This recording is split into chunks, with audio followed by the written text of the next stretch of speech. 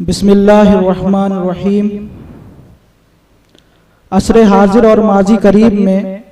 ہم جب علماء، مشائخ اور سادات کا جائزہ لیتے ہیں تو ہمیں ایسی کوئی شخصیت نظر نہیں آتی جس نے 30 سال کی قلیل مدت میں اس قدر زبردست اور عظیم الشان تعلیمی اور تعمیری انقلاب برپا کیا ہو۔ حضور بحر العرفان کی شخصیت اور حیات مبارکہ کے بے شمار پہلو ہیں، جس پہلو سے دیکھیں آپ نے نہایت محتم بالشان کارنامے انجام دیے ہیں۔ اللہ رب العزت نے آپ کے اندر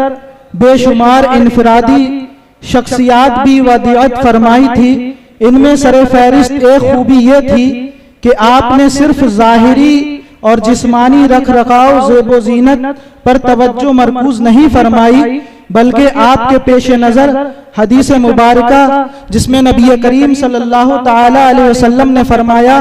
اللہ تبارک و تعالی نہ تمہاری صورتوں کو دیکھتا ہے اور نہ تمہارے جسموں کو، اللہ تعالی صرف تمہارے دل اور نیتوں کو دیکھتا ہے۔ اس لیے حضور بحر العرفان نے اس حدیث پر عمل کرتے ہوئے ظاہری تعلیم کے لیے مدرسہ، اسکول، کالج اور یونیورسٹی کے ساتھ ساتھ باطنی تعلیم کے لیے خانقاہیں بھی قائم فرمائیں، اور خانقاہوں میں آپ نے عملی اور مشقی طور پر سالکین و طالبین کا تزکیہ نفس، تزویہ قلب اور تطہیر قلوب و اذہان فرمایا، جس کے نتیجے میں آج ہمارے سامنے ایسے افراد موجود ہیں جن کے قلب ذاکر ہو چکے ہیں اور لطائف جاری ہو چکے ہیں، اور وہ لوگ خود بھی اب دوسروں کی باطنی تربیت کر رہے ہیں۔ حضور بحر العرفان کی شخصیت کا تصوف اور معرفت کے حوالے سے یہ وہ انفرادی امتیاز ہے جو آپ کو آپ کے ہم عصر علماء، مشائخ و دیگر سجادگان سے ممتاز کرتا ہے،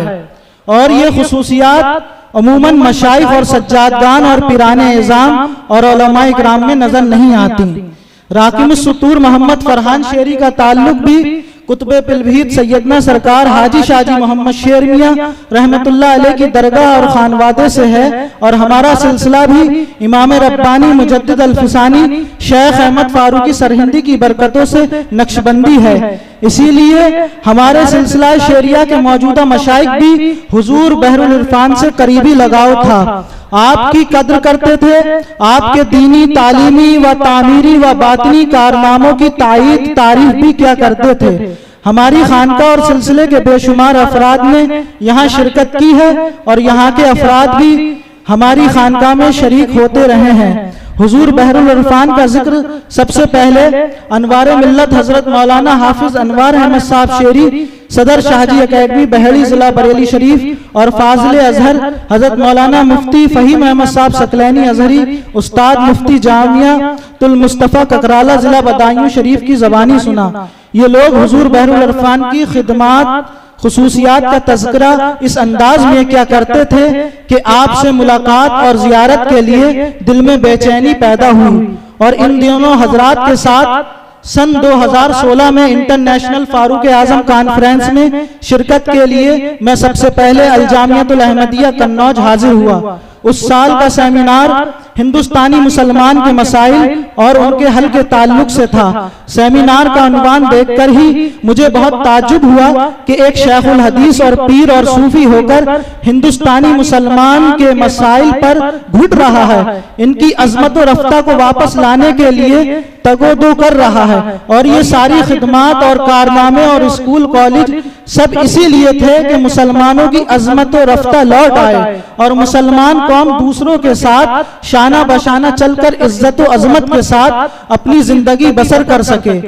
عزیزان محترم، یہ حقیقت ہے کہ آج کے زمانے میں اگر بھارت کا مسلمان عزت و آبرو کی زندگی جینا چاہتا ہے اور دوسری قوموں کے ساتھ کاندھے سے کاندھا ملا کر جینا چاہتا ہے تو ہمیں علم دین، ظاہری اور باطنی دونوں، اسکول، کالج، یونیورسٹی کی عصری تعلیم اور معاشیت اور اتحاد پر بھرپور زور دینا ہوگا۔ حضرت بحر العرفان نے اپنی حیات مستعار میں کسی بھی ایک پہلو پر ہی توجہ مرکوز نہ فرمائی، بلکہ مسلمانوں کی تعمیر و ترقی اور عظمت و رفتہ کی بحالی کے لیے جتنے بھی امور ممکن ہو سکتے ہیں